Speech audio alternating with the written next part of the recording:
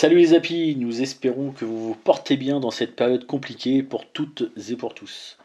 Avant de commencer, nous voulions sincèrement vous remercier de votre fidélité et surtout des nombreuses interactions dans les commentaires. Soit nous sommes une petite chaîne, mais au moins nous avons une vraie relation avec notre communauté et ça, franchement, c'est top. Nous sommes à la recherche d'un fournisseur qui accepterait de nous faire tester du matériel, alors bien évidemment tout type de matériel apicole, tourné vers les petits apiculteurs. Si dans vos connaissances quelqu'un sera intéressé, n'hésitez pas. En effet, nous ne possédons que certains matériels, suffisants pour notre utilisation, mais pouvoir tester du matériel et dire vraiment ce que l'on pense, ça permet à la communauté de s'orienter vers de nouveaux choix. Alors aujourd'hui, à votre demande, nous allons traiter de l'étiquette du pot de miel, ce que demande la loi et finalement ce qui nous semble intéressant de faire apparaître. Partez du principe que vous aussi vous êtes client, et de ce fait, vous vous posez la question de ce que vous aimeriez retrouver sur l'étiquette. Donc l'étiquette chez l'apiculteur, on va vous montrer notre dernière étiquette qu'on a fait refaire il y a quelques semaines, avec quelques petites améliorations qu'on a rajoutées. On va partir de notre étiquette pour vous montrer ce que demande la loi, enfin la législation, et puis après on va vous laisser dire dans les commentaires comment vous pourriez améliorer votre étiquette. Donc on verra plusieurs chapitres. Le premier sera la réglementation en elle-même. Ensuite son rôle, le rôle de l'étiquette. Comment faire son étiquette. Et enfin, combien coûte une étiquette. La réglementation. Donc elle nous est imposée par la DGCCRF, Direction Générale de la Concurrence, de la Consommation et de la Répression des Fraudes. Je vous laisse le lien sur lequel on a pris les éléments pour faire cette petite vidéo. Voilà, donc je vous laisse quelques secondes. Donc bien évidemment, on ne va pas parler de tous les cas qui sont marqués sur ce lien, parce qu'il y en a énormément. On va se limiter aux informations qu'on pourra avoir sur le petit apiculteur, comme j'aime bien nous appeler. Voilà, donc on y va. Donc à partir de notre étiquette, on va vous faire ressortir les points essentiels et les points obligatoires que vous devez avoir. Le premier, c'est de donner une identification à votre produit. Donc déjà savoir si c'est du miel, un rayon de miel, du miela, et ensuite de quelle origine il est. Est-ce que c'est un miel de fleurs? Donc le miel de fleurs, c'est ce qui remplace l'appellation de l'époque miel toute fleur, où on mettait ça un petit peu à toutes les sauces. Aujourd'hui, si vous avez un miel bien déterminé, donc il faut le faire analyser, et par exemple avoir un miel polyfloral ou monofloral. Et c'est ici que vous devrez marquer si c'est un miel d'acacia, un miel de sapin, un miel de thym, etc., etc. Les autres mentions complémentaires, on vous en parlera un petit peu plus tard dans cette vidéo.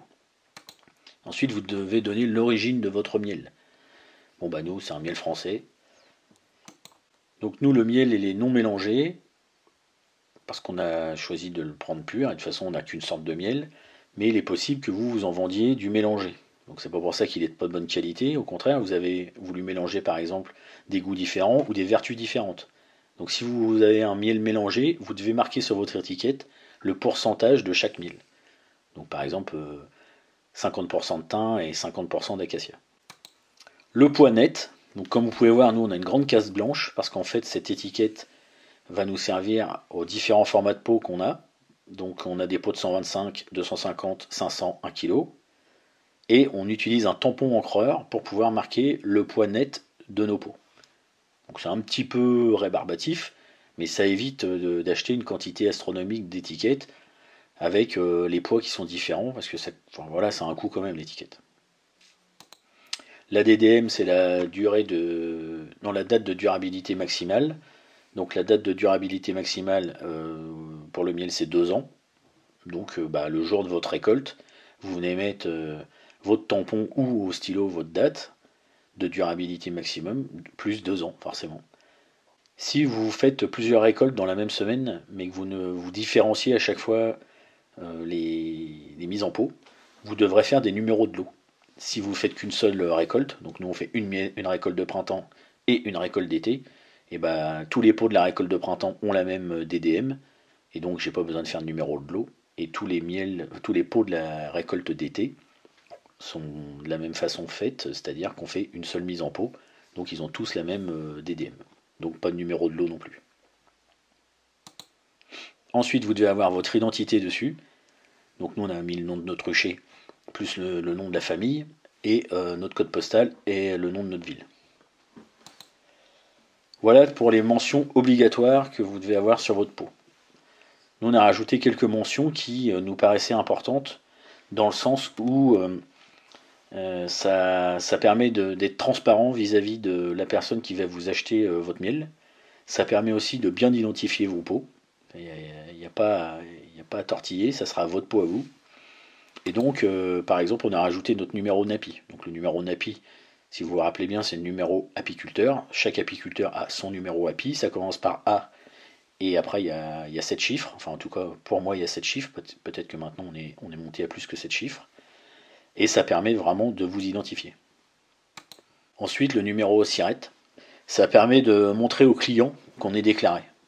Et aussi, quand vous avez des petites inspections sur des marchés ou autres, quand il y a le numéro SIRET sur votre pot, je pense que c'est un gage de confiance si vous avez un inspecteur qui passe, de se dire que ce qu'on fait c'est déclaré, quoi.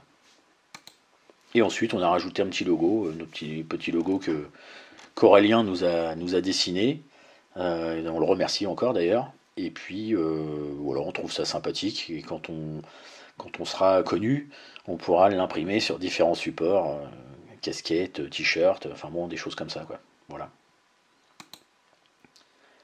Ensuite, les mentions complémentaires. Donc les mentions complémentaires, c'est des mentions que vous pouvez rajouter sur votre pot pour, pour attirer le client, pour lui donner envie d'acheter. Donc par exemple, vous pouvez ajouter miel d'été. Donc ça, c'est bien évidemment une mention complémentaire. Votre miel ne peut pas, votre titre principal de l'étiquette ne peut pas s'appeler miel d'été. C'est une mention complémentaire. Donc vous devez avoir miel d'acacia par exemple, et dessous miel d'été. Ou miel de fleurs et dessous miel d'été. Voilà, c'est une mention complémentaire. Vous avez également miel crémeux, pareil, mention complémentaire. Vous avez également miel liquide.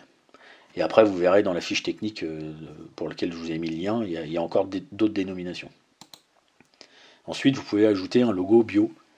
Donc le logo bio, bien évidemment, il faut respecter le cahier des charges du logo bio et d'avoir une certification. Donc pour un petit apiculteur, je ne vous dis pas que c'est impossible, mais voilà, il y a beaucoup plus de boulot qu'un petit apiculteur classique. Ensuite, vous pouvez rajouter votre numéro de téléphone. Ça permet à vos clients de pouvoir plus facilement vous contacter. Donc nous, on a fait le choix de ne pas le mettre, parce qu'on fait bien une différence entre le moment où on vend notre miel à des amis, et donc ils ont déjà notre numéro de téléphone, et le moment où on le vend à des personnes extérieures. Sachant que très honnêtement, on vend 95% de notre miel à des amis. Donc ils ont déjà notre numéro. Ensuite, vous pouvez rajouter par exemple votre adresse mail pour pouvoir éventuellement avoir des commandes ou alors pouvoir converser avec vos clients si vous le souhaitez. Ensuite, vous pouvez rajouter par exemple un drapeau pour montrer le pays de provenance de votre miel. Vous pouvez aussi rajouter un drapeau de région pour montrer la région de provenance de votre miel. Vous pouvez rajouter une photo de vous en apiculteur. Vous pouvez rajouter un chaton. Mais pourquoi un chaton? Bah en fait un chaton c'est mignon, donc ça va séduire les femmes. Comme ça, tu vois, tu vas plus vendre ton miel à des femmes, ça va être plus facile, quoi. Et les hommes, ils veulent pas de miel? Mais si, mais papa l'a tout prévu, regarde. Ah d'accord, ok, je vois l'idée. Mais tu ferais peut-être mieux de demander aux abonnés, je sais pas moi, mettre un pouce bleu, s'abonner. Non mais ça j'y ai pensé, tu y penses bien. Ah. Ouais, il faut bien faire vivre la chaîne. Ok. Donc ensuite on va passer au coût de l'étiquette. Alors le coût de l'étiquette, ça va dépendre si vous la faites vous-même ou si vous la faites imprimer. N'oubliez pas tout de même que si vous la faites vous-même, ça va vous coûter le prix de l'impression. Le prix de l'impression, faut avoir une imprimante plutôt de qualité correcte quand même. Encore une fois, votre étiquette va véhiculer l'image que vous allez donner de votre miel. Aujourd'hui, vous savez que les gens font énormément attention à ça. Moi-même, n'y connaissant absolument rien en vin, j'achète le vin en fonction de l'étiquette, vous voyez, pour vous dire. Non, je déconne, maintenant j'ai un caviste. Je lui passe le bonjour d'ailleurs, Christophe Honobourg.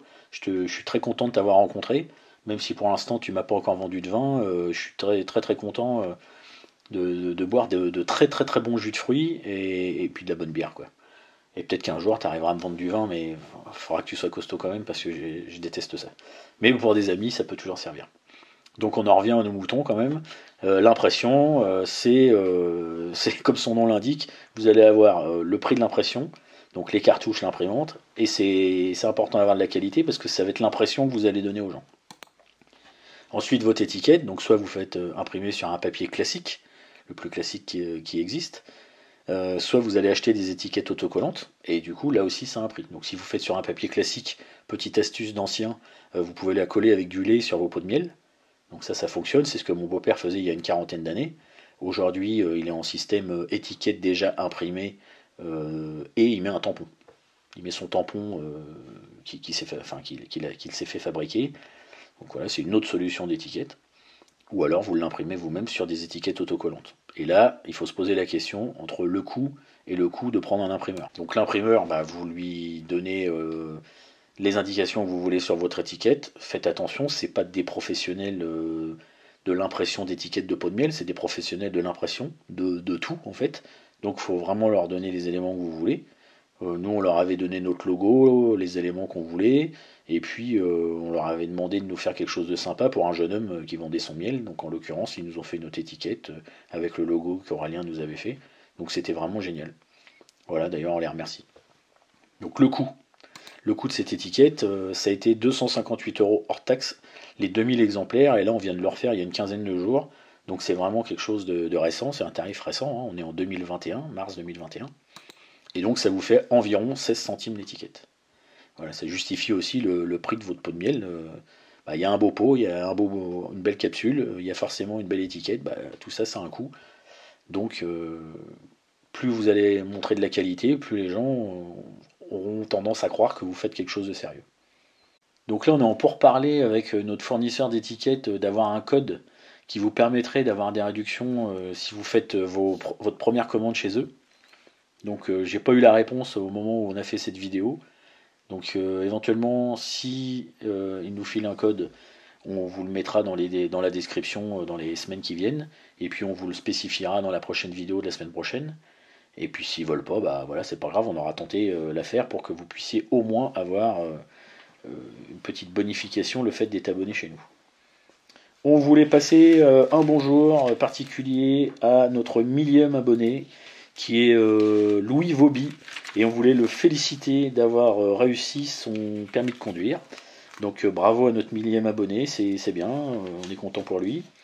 Et puis on voulait passer un petit bonjour à Jacques qui nous a envoyé un petit message il y a quelques jours. On est content de le distraire de ces longues journées, comme on peut distraire pas mal de monde en ce moment, vu le contexte un petit peu compliqué. Voilà les apis, écoutez, j'espère que cette vidéo vous a plu. On a essayé de faire quelque chose de simple et de sobre. N'hésitez pas à nous laisser des commentaires, notamment sur quelle mention vous trouveriez sympa de mettre sur une étiquette. Éventuellement si vous avez des fournisseurs intéressants. Et puis on vous dit à la semaine prochaine sur un prochain thème qui sera probablement le numéro Sirette. Mais c'est pas sûr parce que c'est un gros dossier à monter. Allez, je vous dis à la semaine prochaine. Bis les apis!